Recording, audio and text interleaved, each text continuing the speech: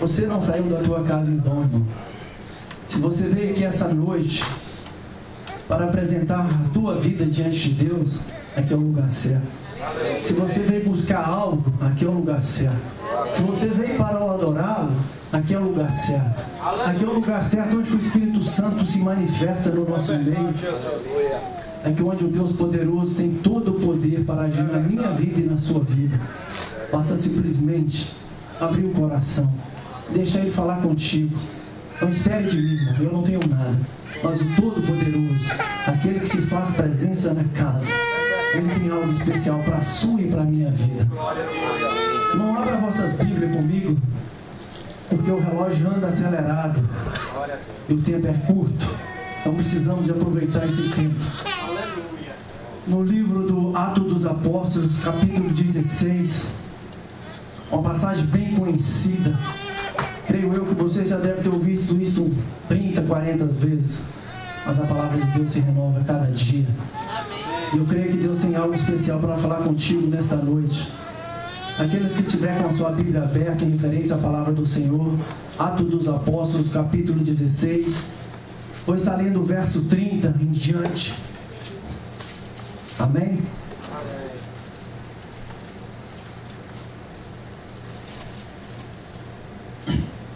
Assim diz a palavra do Senhor. Então levou-os para fora e perguntou: Senhores, que devo fazer para ser salvo? Eles responderam: creia no Senhor Jesus e serão salvos você e os de sua casa. E pregaram a palavra de Deus a ele e a todos da sua casa. Podem se assentar, irmão. Esse capítulo 16 aqui conta uma história de Paulo quando foi fazer a sua segunda viagem. E ali Paulo, antes de fazer essa segunda viagem, ele escolheu Barnabé para ir com ele, mas Barnabé falou com ele: vamos levar Marcos. Mas Marcos, na viagem anterior, havia deixado eles, naquela primeira viagem, havia deixado eles e tinha retornado. Então Paulo não quis levar mais Marcos com ele. E nisso Paulo e Barnabé teve uma pequena discussão e ali cada um escolheu um caminho. Paulo não quis ir com Marcos, então Barnabé escolheu ir para Chifre. Foi junto com Marcos, Barnabé, para uma viagem evangelística, pregar a palavra de Deus. E ali Paulo então escolheu Silas para ir com ele. E começa ali, Paulo e Silas vão a caminho da Macedônia. Eles vão fazer a sua segunda viagem. Paulo começou a refazer as cidades onde ele havia já pregado, então voltou para pregar o evangelho e falar com aqueles irmãos que ele já havia pregado a palavra. Então Paulo e Silas começam a pregar, caminhando, vão fazer uma viagem ali. Paulo chega numa determinada cidade, encontra Timóteo, e ali Timóteo também se reúne com eles para essa viagem. E a partir do verso 6 de Atos 16, Paulo também encontra Marcos, o evangelista Marcos, e ali também junto começam eles na viagem. E ali passaram por várias cidades. Mas quando Paulo estava caminhando, chegando próximo de uma cidade, aqui fala assim: Paulo e seus companheiros viajaram pela região da Frígia e da Galácia, tendo sido impedidos pelo Espírito Santo de pregar a palavra na província província da Ásia, na Ásia Menor. Imagine eu agora nas suas cabeças tá pensando assim, mas como assim? Deus impedindo o homem de Deus de pregar a palavra? Mas aí Paulo, obediente ao Espírito Santo, aquilo que Deus tinha falado com ele, ele faz a meia volta e vai para outra cidade, obedecendo o ID. Às vezes eu e você temos o nosso plano de pregar o Evangelho, mas às vezes Deus nos para e fala, não, não é aqui, eu quero que vocês vão para outro lugar. Às vezes eu não entendo, você não entende, mas se a gente está com nossos ouvidos sensíveis ao Espírito Santo, Ele nos fala. Então a gente tem que seguir aquilo que Deus tem colocado no meu e no teu coração, não a minha vontade. Às vezes a minha vontade é pregar para todos os lugares, mas ali não era aquele determinado momento para Paulo pregar na Ásia Menor, naquela província. Então Paulo, obedecendo ao Espírito Santo, fazendo o ID, vai para outra cidade, vai para a região da Macedônia, onde que ali é conhecido como a Nova Europa, como a Europa dos dias de hoje. E Paulo vai para ali porque à noite, quando Paulo está deitado, ele teve um sonho, uma visão, um homem de pé pedindo a Paulo, vem a Macedônia. E Paulo, obediente mais uma vez aquilo pelo Espírito Santo, fala com aqueles companheiros que estavam com ele, temos que partir, vamos partir para a Macedônia. E Paulo mais uma vez pega o barco e vai para a Macedônia, obedecendo. Às vezes você está perguntando, mas é aquela região da Ásia Menor? Não te preocupe, Pedro estava ali pregando a palavra de Deus. Então já tinha a provisão de Deus ali. Não ficou de levar o Evangelho para aquele povo. Depois Paulo ainda vai nessa cidade que é Efésios, ali ele prega também mais uma vez, leva o teu Evangelho ali.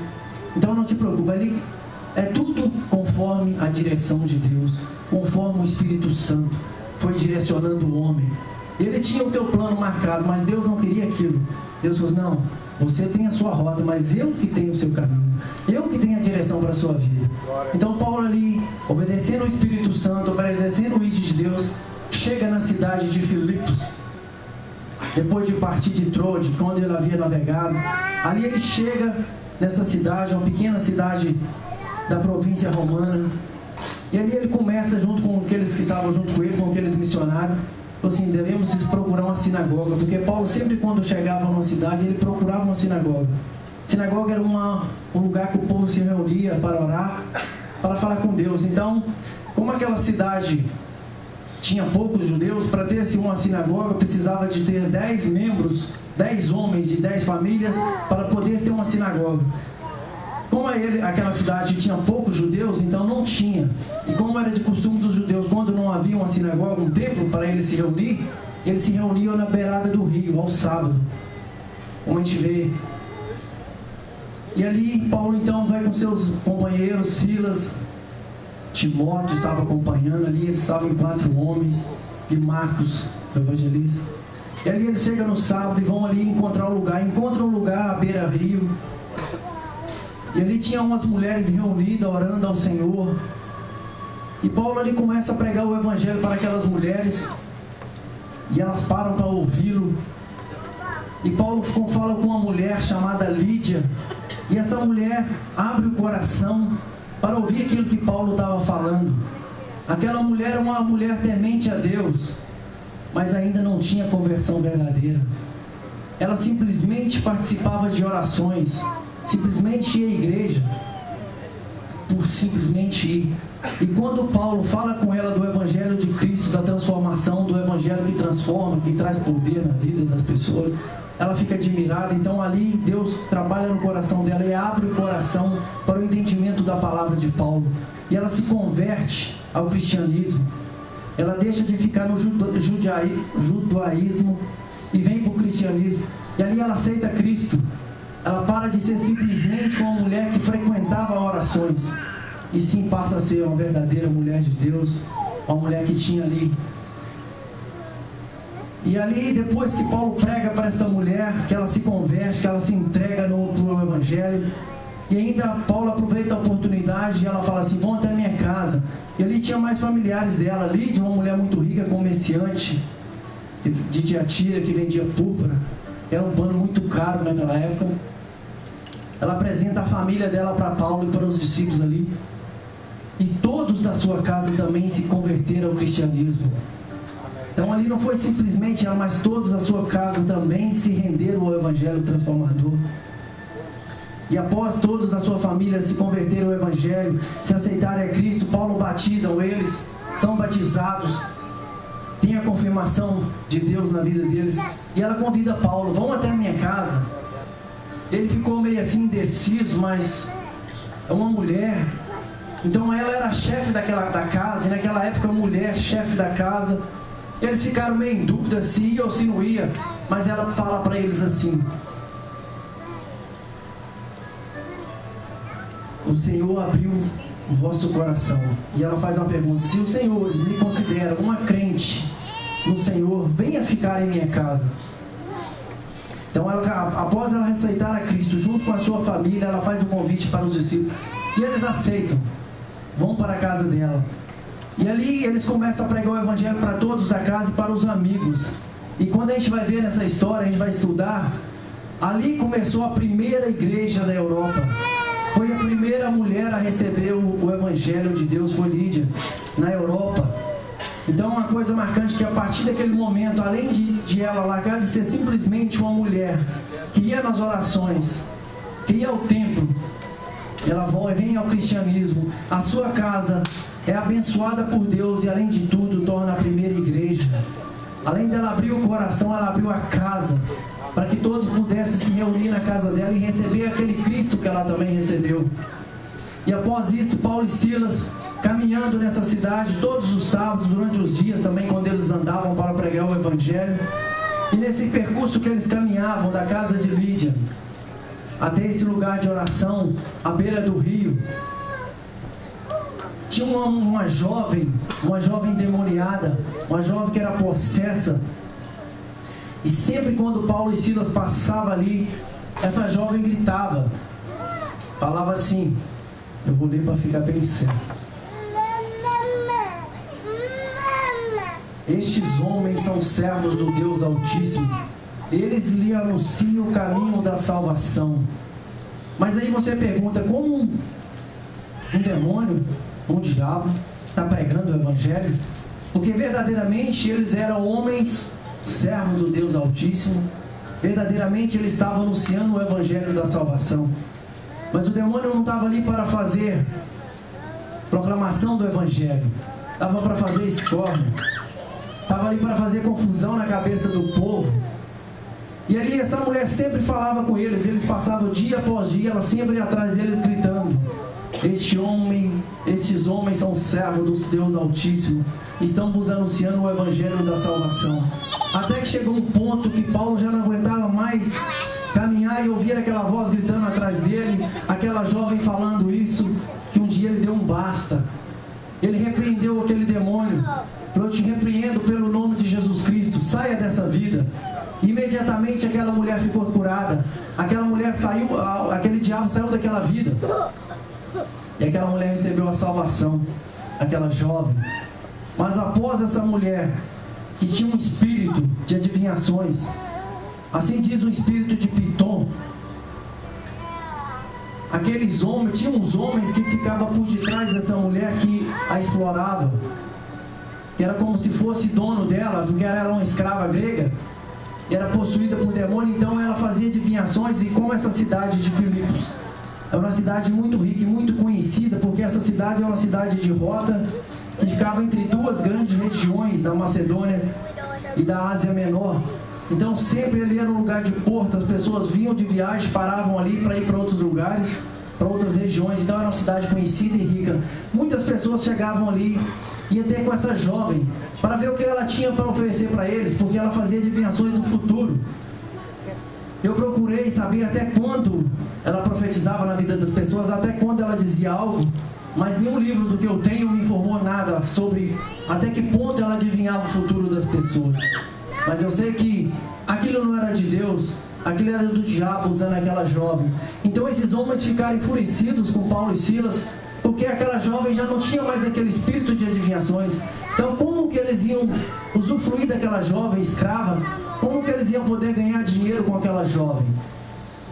E eles ficam enfurecidos e pegam Paulo e Silas e levam diante dos magistrados.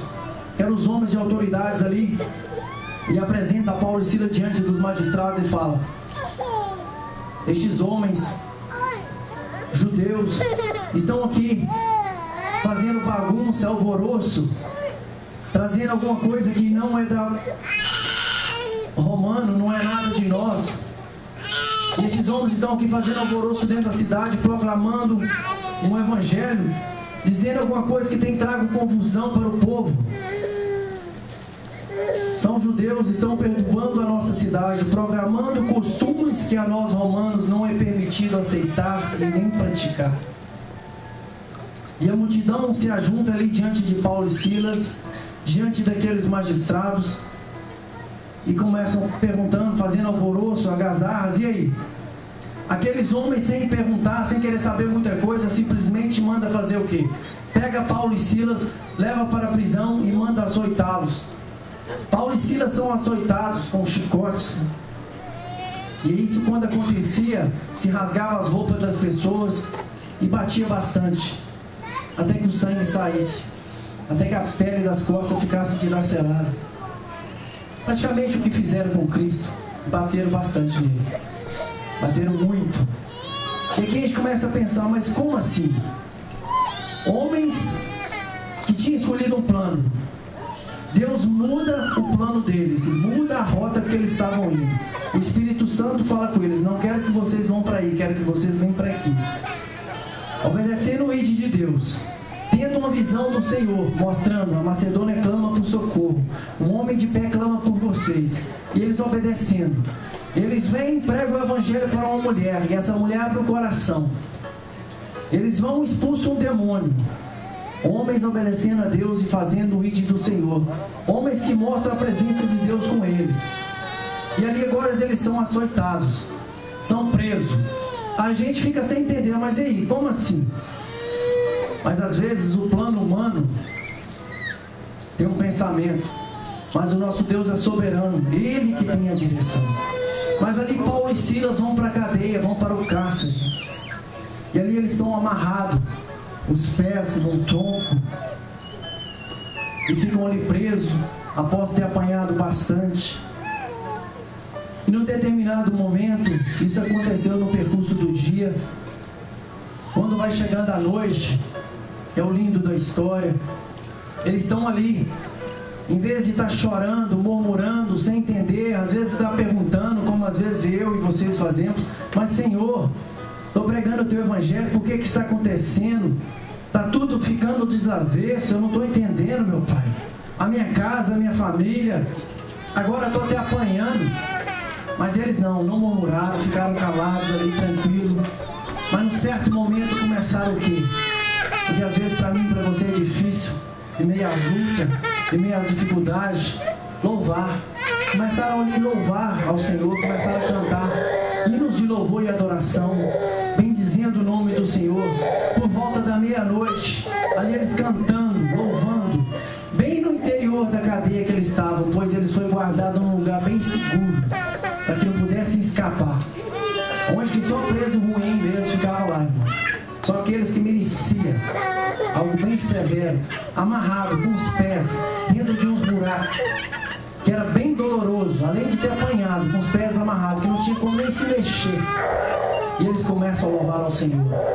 Mas o gostoso da história é que por volta da meia-noite houve um grande alvoroço, houve um terremoto, e as cadeias começaram a quebrar, começaram a cair por terra, e as pessoas que estavam amarradas começaram a ser soltas, irmão.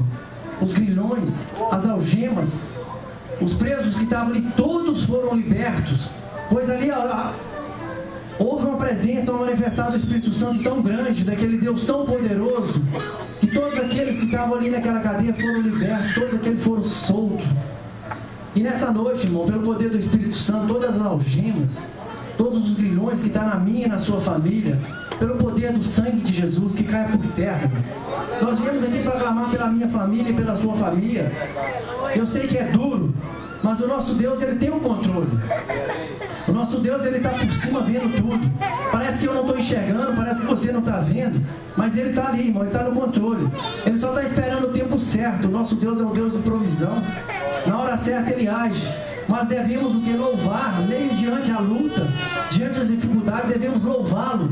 E ali Paulo e Silas louvavam, junto com todos aqueles presos. E houve aquele alvoroço, as algemas caem, os alicerces da cadeia caem, e as pessoas são libertas. O carcereiro que tomava conta deles ficou louco, estava dormindo, tranquilo naquela noite de vigília. E ele sai para fora, não entendendo, depois daquele alvoroço todo, daquele tremor de terra, daquele manifestado poder de Deus.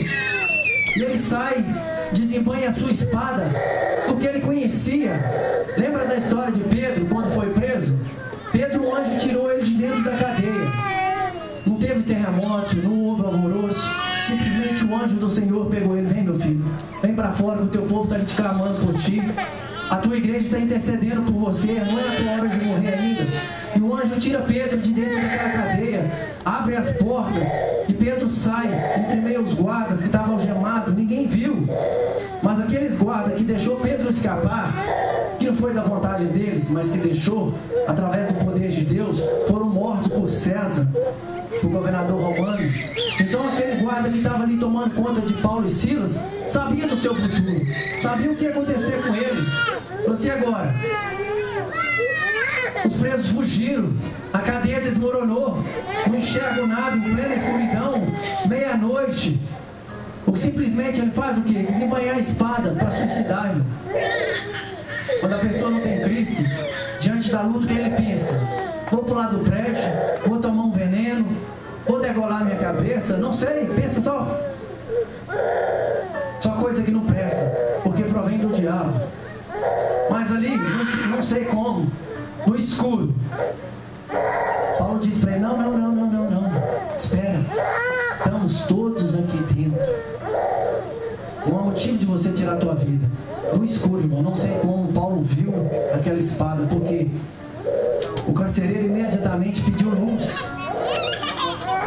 Então aí, é mais um mistério de Deus. Não me pergunte, que eu não sei responder.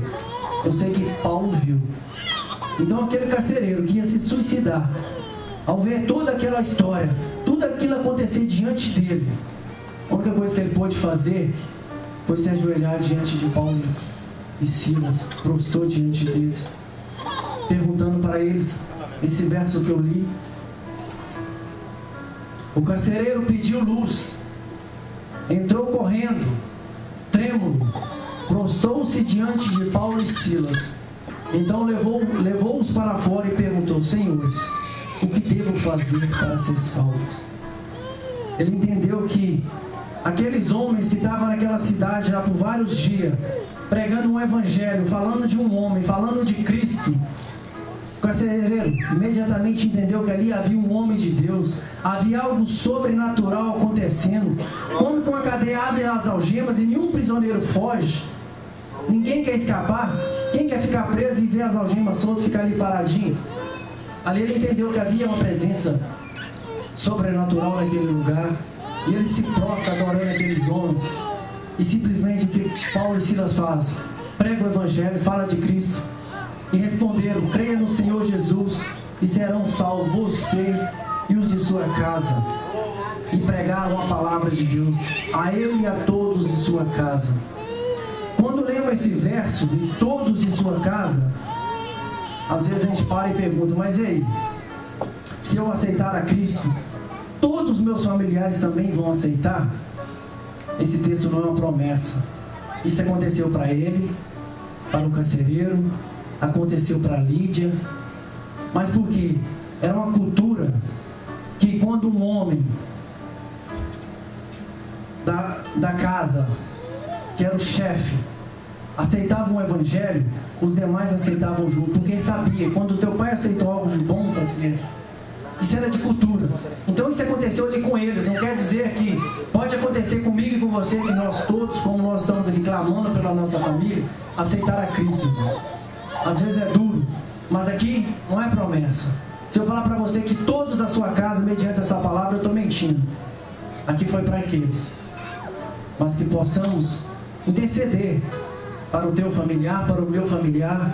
Se ainda não conhece a Cristo, como ali o carcereiro reconheceu a Cristo, ele não quis só para ele aquele evangelho. Ele falou: não, vão na minha casa, Eu tenho mais pessoas que querem ouvir desse evangelho. Eu quero contar do que aconteceu aqui. E ali, o carcereiro chama Paulo e Silas para ir à casa deles. E Paulo e Silas pregam para os familiares da casa. E eles reconhecem a Cristo, são batizados. Aquele carcereiro que às vezes tinha, talvez até chicoteado Paulo e Silas, ele para e fala: agora não. Começou a lavar as feridas. Já começou a haver transformação, irmão. Aquele que antes batia, agora está curando as feridas. Aquele que antes algemava, agora está libertando. O carcereiro entendeu. Havia um sobrenatural de Deus. Que eu e você possamos entender que há um sobrenatural de Deus. Às vezes eu e você, na nossa visão natural, a gente não consegue entender. A gente não consegue perceber. Como eu estava estudando o texto que eu queria ministrar antes, a irmã até fez a abertura aqui, eu falei que louco, glória. Sobre Noé, a arca de Noé, irmão. Aquele homem foi tão assim, usado por Deus, que naquela época não havia chuva, simplesmente orvalho. Como é que, se não há chuva, no deserto, fazer um grande barco para quê? Se simplesmente durante a noite havia simplesmente um orvalhozinho que molhava a terra. Mas aí, irmão, para o povo aí fora, nós somos loucos, né? Eu tenho tentado pregar lá na companhia falando de Cristo e tem sido duro. Então a cada dia eu tenho buscado mais, pedido direção de Deus e tem sido difícil. Porque as pessoas nos chamam de louco. Como eu e você possamos acreditar numa coisa sobrenatural, num Deus que a gente não vê? Somos loucos, mas loucos por Cristo. Às vezes a gente não vê, mas a gente reconhece o milagre dele. Noé ali não estava vendo Cristo, mas ele fez a arca. Ele cumpriu, ele obedeceu. E no determinado dia, aquela grande chuva veio. E ele salvou a família. E aqueles que não acreditavam, os irmãos conhecem a história, morreram afogados. Era tremendo esse texto. Mas aqui, quando a gente volta para aqui, a gente vê uma mulher que simplesmente ia à igreja por ir, participava de reuniões de oração, mas ainda não tinha um coração aberto para Cristo. A gente possa meditar. Depois vem uma jovem que foi usada por um espírito, o espírito de Pitum, uma mulher que era adivinha, que era escravizada pelo diabo. A gente vê mais uma libertação de Deus. E agora a gente vê aqui esse carcereiro, que o Deus dele era César, mas ele reconheceu que havia um Deus soberano, que havia um Deus que transformava, havia um Deus que trazia algo novo, que aqueles homens tinham algo de especial. Então eu e você, irmão, somos servos do Deus Altíssimo. Nós temos algo de especial nas nossas vidas. Nós temos o Espírito Santo, que nos ajuda a sair aí fora, a pregar o Evangelho, a levar essa palavra de transformação, essa palavra que cura, essa palavra que liberta. Que possamos tomar, irmão, a autoridade desse Evangelho e pregar. Não vou falar que eu quero ser preso, irmão, porque não deve ser fácil. Mas se for preciso, o Senhor sabe, o Senhor conhece o meu coração. Falar que eu quero ir lá para a África, não sei. Tem que ser conforme a vontade de Deus. Mas a oportunidade eu estou tendo aqui em Sal de Rio. E aqui eu estou pregando. Amém. Aqui eu estou falando de Deus. Amém. Falo no meu trabalho. Me chamam de louco. Por que eu falo daquilo se eu não sei que Deus é esse? Então a cada dia agora, a partir desse momento, eu tenho visto que precisamos falar. Uma pessoa me perguntou assim: o que acontece após a morte? Eu falei com ele: se Jesus veio, nos trouxe vida, morreu naquela cruz para um dia nos levar para o céu, você tem duas chances: aproveitar essa terra aqui então bastante, usa do dinheiro, passeia, faz o que você bem quiser, sabendo que um dia você vai ter que dobrar seu joelho. Mas como assim? Eu falei: tem algo sobrenatural aí, meu irmão. Precisa de abrir o seu coração para você entender que tem um Deus que cuida. Então ali eu comecei a perceber que precisamos falar mais de Deus, que muitas pessoas ao nosso redor ainda não sabem o que vai acontecer após essa vida, após se morrermos. Morremos na primeira vida, morremos aqui, mas temos a nossa alma que vai ter um encontro com Cristo. Quando batizamos, morremos para essa terra, mas nascemos para Cristo, para ter uma vida eterna. É o 6º elo da campanha da família. Aqui vimos 2 famílias sendo transformadas por Deus. 2 famílias aceitando a Cristo. Uma ainda foi uma família que abriu, além de abrir o coração, abriu a sua casa para ser a primeira igreja da Europa. E vemos um carcereiro que antes o seu Deus era César, passou a acreditar em Cristo. A gente vimos aqui o milagre de Deus sobre a vida daquela jovem, era possessa. Eu convido a igreja a ficar de pé. E nessa noite, irmão, creia que Deus tem o melhor para a sua vida e para a minha vida. Se você veio aqui para interceder por alguém, continue orando. Continue buscando a direção de Deus. Se os seus familiares ainda não estão na presença, não desista. Continue falando de Cristo para eles. Continue levando esse evangelho, continue levando essa palavra. E Deus vai entrar, irmão, no tempo certo, com a provisão. Deus vai abrir o coração daqueles que necessitam. Mas que eu e você devemos a cada dia interceder. Se alguém quiser uma oração, irmão, vem aqui à frente, o pastor daqui para orar por vocês. Eu convido, porque eu creio que não saímos de casa simplesmente para vir aqui. Mas viemos aqui para buscar algo de Deus, o sobrenatural, para interceder por alguém, para clamar por uma cura, por uma libertação. E o Deus Altíssimo, o Deus Todo-Poderoso, Ele se faz presente na casa. Saia sem vergonha, pode vir. Vem aqui, vamos orar junto, de mão dada. Da maneira que você quiser, mas aproveita a oportunidade, aproveita a chance que Deus está aqui para te dar. Se você veio para interceder, venha crendo para receber o seu milagre. Se você veio para buscar a força de Deus para pregar esse evangelho, venha.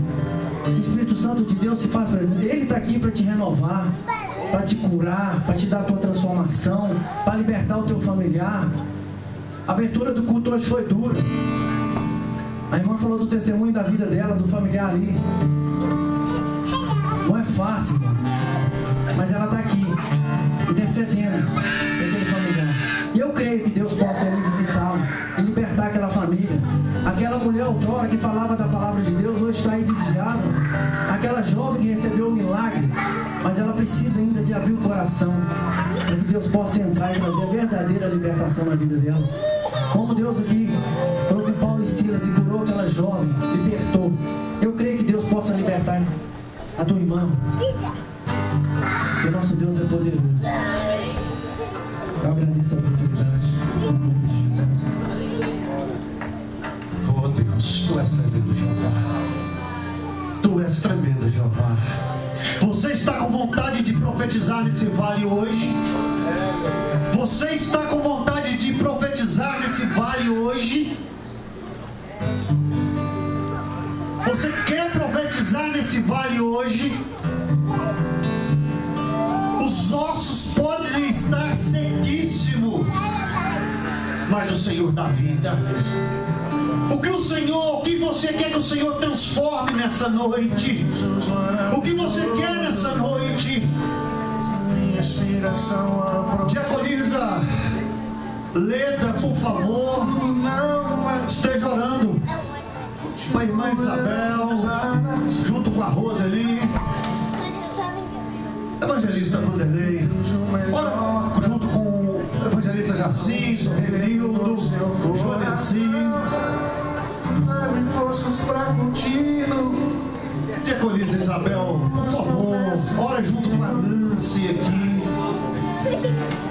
Oh Deus, é hora de você começar a profetizar nesse vale, nessa noite. É hora de você começar a profetizar. Irmã Helena, abraça a Júlia, por favor, aqui, irmã Helena. Jolinha, toma conta da Giovana. Aí, começa. É a família nessa noite. É a família, nós somos a família nessa noite. Começa a profetizar nesse vale. Começa a profetizar nesse vale nessa noite. Hoje os que choram aos pés.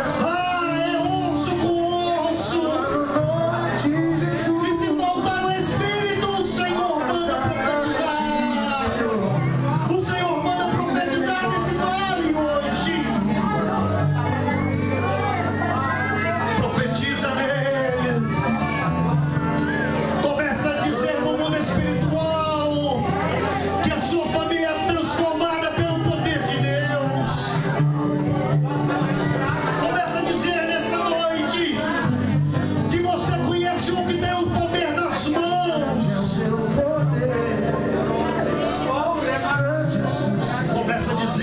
nessa noite. Começa a ministrar no mundo espiritual que você conhece um que pode transformar toda a sua situação.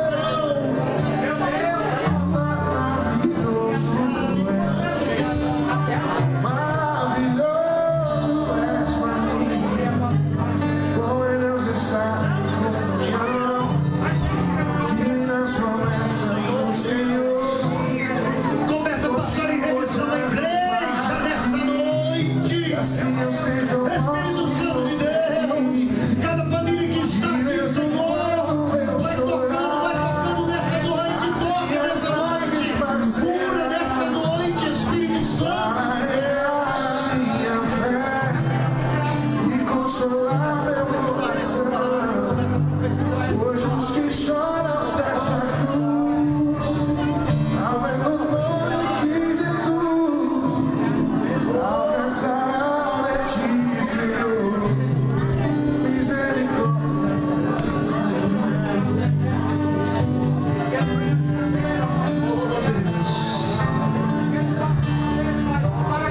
Oh Deus, oh Jesus, a tua palavra mesmo, Espírito Santo, houve transformação. Pai, nós sabemos que nós cremos, nós temos um Deus que aonde Ele chega opera milagre. E nós já profetizamos nessa noite, eu profetizo nessa noite sobre a vida da minha família. A minha família sendo transformada pelo poder de Deus.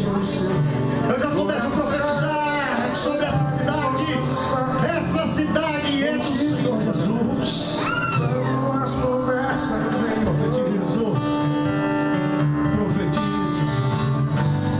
poderemos estar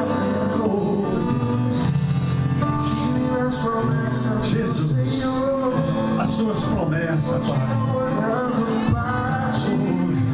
Se assim eu sei que eu posso conseguir, mesmo quando eu chorar, as minhas lágrimas Pai, toma diante do Senhor nessa noite a nossa família, Senhor. Nós não aceitamos, Pai, que o inimigo venha semear a semente do mal sobre a nossa família. Pedimos, Senhor, a tua cobertura do teu sangue sobre a nossa família, Espírito Santo. Espírito Santo. Você que tem seu objeto, você que tem seu pedido,